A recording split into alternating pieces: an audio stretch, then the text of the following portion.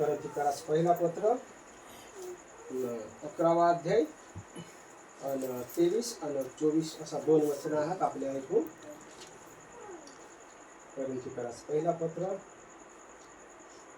11वा अध्याय 23 आणि 24. कारण जे मला प्रभूपासून मिळाले तेच मी तुम्हाला सांगून दिले की ज्या रात्री प्रभू येशू धरून दिला गेला त्या रात्री त्याने भाकर घेतली, ईसोपकार स्मरण करून ती मोडली आणि म्हटले, तुम्हासाठी जे माझे शरीर ते हे आहे, माझ्या स्मरणात हे करा. वाचील वचन आपल्यासाठी आशीर्वादन होईल. सुंदर वचनाद्वारे आपण खाली बसलो. थोडा सुंदर परमेश्वरानं वचन आहात. आणि मग काय आहे की येशू ख्रिस्त जगासाठी आला आणि जगाने सर्व गोष्टी त्याने पुरे पाडे आहेत. तुम्हाला आणि मला त्याने रक्ताने विकत लिहिलं आहे. आणि मग काय हा की आज्ञा सुंदर वचन आहे की येशू ख्रिस्ताना जो शेवटला जेवण त्याने शिष्याहारी बसीनं करेल. कुठं करेल तो येशू ख्रिस्त त्याने शिष्याहारी जेवण शेवटल्या टाइमाला कर. आता कुठं करेल?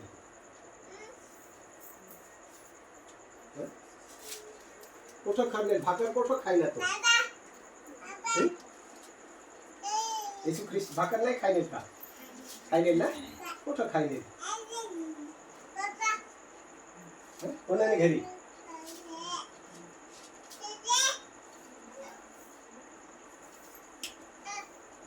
कोणाने घरी भाकर खायले येशू ख्रिस्त?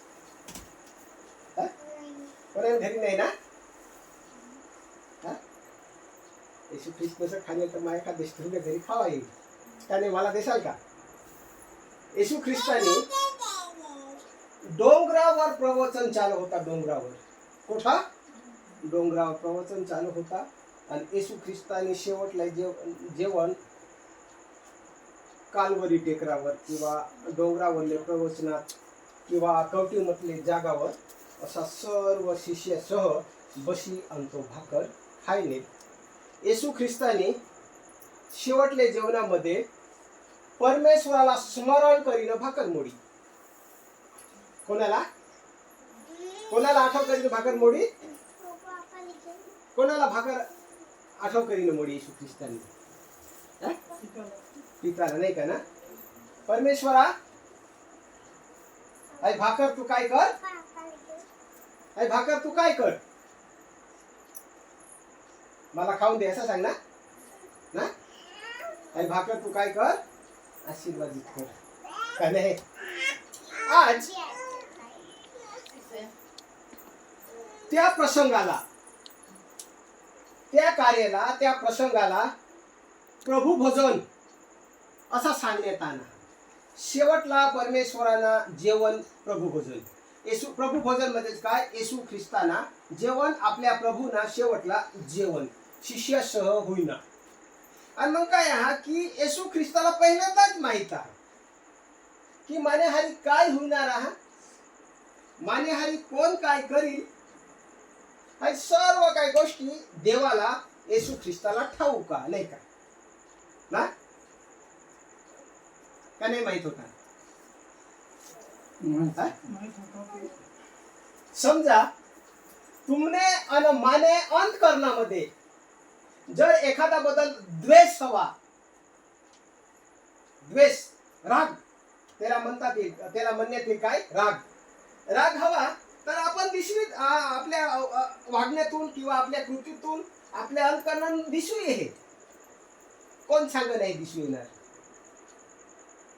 तुम्ही गंजी तेव्हा तुम्ही पांघरून टाका. गंजी तुम्ही ती लपवा प्रयत्न करा पण कधीही लपणार नाही. असा आपला परमेश्वर आहे. मग तुम्ही किंवा मा वाईट गोष्टी, कपटपणा, हेवा आणि ढोंग इतराबद्दल कधीही तुम्ही लपवू शकणार नाही. आणि लपावा हवास तर ती तुम्हाला कौतुक काय सांगायचं, हा कौतुक ना. कौतुक म्हणजेच काय, तुम्हाला शहाणपणा की तुम्ही इतराबद्दलना कपट आपल्या हृदयामध्ये लपवा, नाही का. मग त्याला तुम्ही आपल्यामध्ये शहाणपणा सांगायची का, त्या गोष्टीला कौतुक सांगायची का, हा सांगसाल नाही सांगायचं. फसाल तुम्ही. एखादा सांगताल की आमने सेवकाने आम्हाला असा शिकवा की आमने हृदयात जे काही हृदयातले जे काही वाईट विचार आहात ते आम्ही आपल्या हृदयामध्ये लपव्यात दपाड्यात. त्याने बद्दल आमने सेवकाने आम्हाला कौतुकाना धडा शिकलेला की चांगली गोष्ट असा सांगणार, मग मला प्रेस करीन, नाही का. ही चांगली गोष्ट नाही आहे, नाही का. देवापाशी अशी वस्तू कधीही लपी शकणार नाही. कारण देव हा तो पण मानव रूपाने मानव देह धारण करी आणि या भूतलावर बापाने इच्छाने अनुरूप तो आणा. तो स्वतः आणेल नाही, बापाने इच्छा होती, देवानी इच्छा होती की माने पुत्राने भूतलावर जावं आणि जगानं तारण करावं. हा परमेश्वराने इच्छा होती. बरे आणि वाईट आणि ज्ञान माने लेकरा पुढं माने लेकरांनी वाटावं, सांगावं आणि शिकवावं. हा एक येशू ख्रिस्तामध्ये महान मोठी देणगी देवानी ठेवली होती का नाही. मग येशू ख्रिस्ताने शेवटल्या प्रभू भोजनामध्ये जेवणाबद्दल शिष्याशी संभाषण करा बोलणार. कारण येशू ख्रिस्त त्याने शिष्य साला त्याने प्रेषित असाला कधी तो वेगळा राखीनं किंवा वायला राखीनं जेवलेलं नाही किंवा लपवीनं खायलेलं नाही. सुखामध्ये दुःखामध्ये भूकामध्ये दरेक वखत येशू ख्रिस्त तेने हारी रहना देवाला प्रचार कर, वचनाने सेवा कर किंवा काही चमत्कार त्यावेळेस प्रत्येक जण येशू ख्रिस्ता बरोबर रह.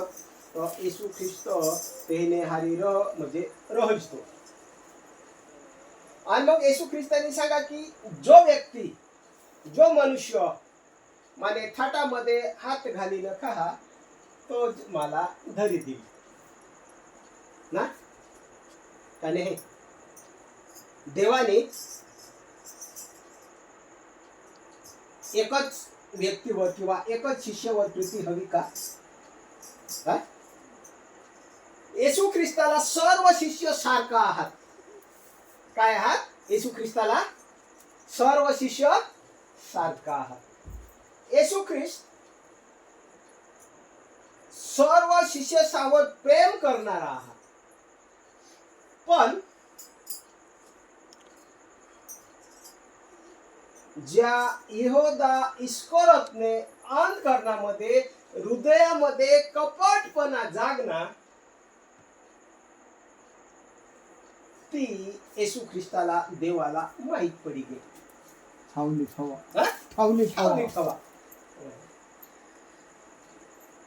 आणि मग यहोदा इस्करियोत त्याने हृदयामध्ये उद्भवेल जी कपटपणा तो लपवू शकणार का, लपाडी ठेवणार नाही ना.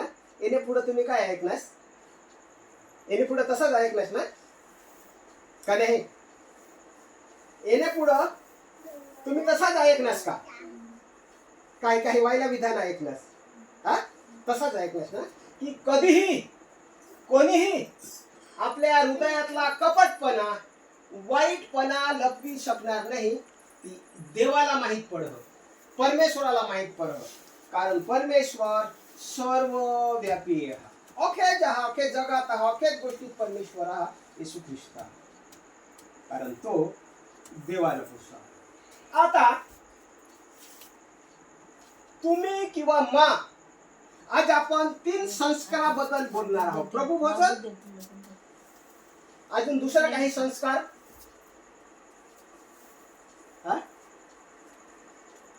अजून दुसरा काही संस्कार आपल्यामध्ये नवप्रशित घराण्यामध्ये आहात का? इतरांनी गोष्ट नाही आपण करजन, आपल्या घराण्याने गोष्ट करजन, आपल्या मंडळीने गोष्ट करजन. प्रभू भोजन इतरित काही दुसरा संस्कार आहात का?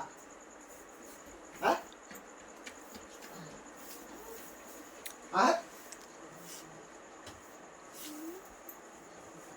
या संस्काराबद्दल तुम्हाला शिकवेल नाही का? या संस्काराबद्दल तुम्ही ऐकेल नाही का? आपला संस्कार कोणचा त्याने बद्दल आज पावत तुम्हाला तुमने सेवकाने नाही सांगेल का? 3 संस्काराबद्दल का नाही शिकला? नाही शिकला का? तर सांगा ना 3 संस्कार. एक तर चालू जा त्यावरच आपला संदेश की प्रभू भोजनाबद्दल ना. पण अजूनही दुसरा 2 संस्कार ते तुम्हाला शिकवेल आहात का नाही? ते तुम्हाला सांगेल आहात का नाही? ते आपण कृपा निवेदनेवरून ऐकत नाही आहात का? किंवा तुम्हाला शोधा असा कोणता 2 संस्कार अजून आपल्यामध्ये आहात नवप्रेषित घराण्यामध्ये? प्रभू भोजन, अजून पवित्र पाण्याना बाप्तिस्मा, अजून एक पवित्र मुद्राकन. या 3 संस्कार आहात. तर काय आहात की लोक मत्तय आणि करंथीकरास पहिल्या पत्रामध्ये